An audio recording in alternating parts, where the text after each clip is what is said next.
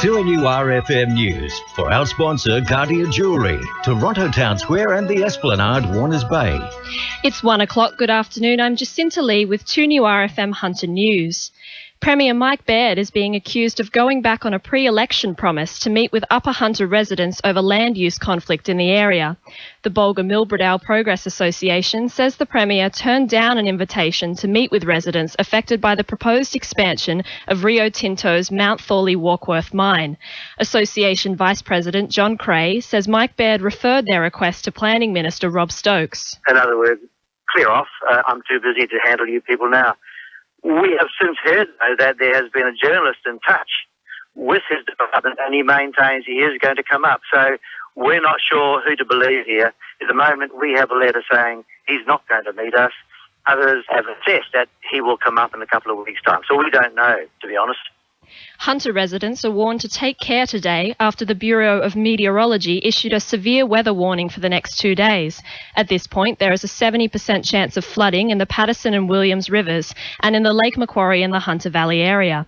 The State Emergency Service has advised that people move vehicles under cover or away from trees and keep clear of fallen power lines. Senior forecaster at the Weather Centre in Williamtown, John James, says minor to major flooding is expected for the Patterson and Williams rivers. There's a severe weather warning for the Hunter region, and there's also now a flood watch just been issued for the Hunter Valley and Patterson and Williams rivers for possible, minor to moderate and perhaps even major flooding in the Patterson and Williams River if this low does form just near our region and gives us some very heavy rainfall. Police are seeking any information on a 27-year-old man who has been missing from his Gateshead home for almost a month. Christopher Daunt has been described as being of Caucasian appearance, about 183 centimetres tall, with green eyes and brown hair. It is believed he is driving a white 2013 Ford Falcon utility. Brooke Eggleton from Police Headquarters urges anyone with information on his whereabouts to contact Crime Stoppers. Christopher has been described as being of Caucasian appearance, about 183 centimetres tall, with green eyes and brown hair. Anyone who knows Christopher's whereabouts or has any information that could assist police is urged to contact Crime Stoppers on 1800 333 000.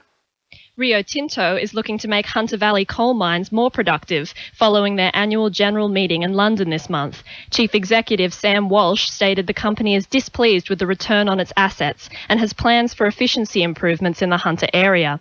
Mr Walsh also announced the company is taking steps towards government approvals for the Mount Thorley Warkworth mine near Singleton.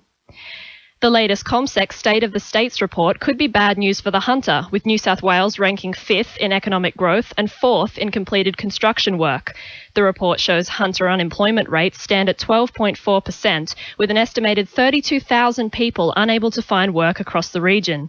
Shadow Minister for the Hunter, Jody Harrison, says the Baird administration has left the Hunter community behind. The focus from this government, I don't think, is as good as what it should be in the Hunter.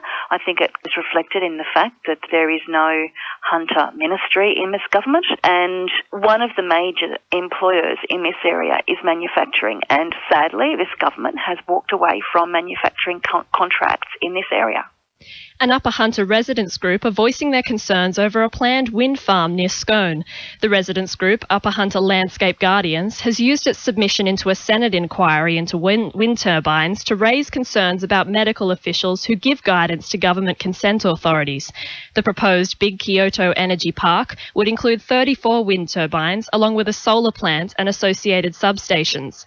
The company Pamadar behind the park says it recognises the value in community consultation and participation, especially during the early stages of the project. And in finance, the All Ords is down 59.3 points at 57.92, and $1 Australian is buying 78.06 US cents.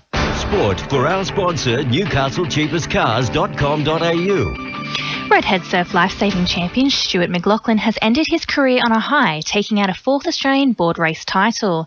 The 27-year-old is the second person in 100 years to win three of the 3 of the titles consecutively. The Newcastle Hunters returned to the top of the Waratah Basketball League women's ladder with a 77-68 defeat of the Penrith Panthers. The Hunters men's squad have put an end to a 5-game losing streak with their 79-77 win over the Central Coast Crusaders. Meanwhile, the Maitland Mustangs failed to gain momentum after a slow start to their match against the Bankstown Bruins, culminating in a 73-65 loss.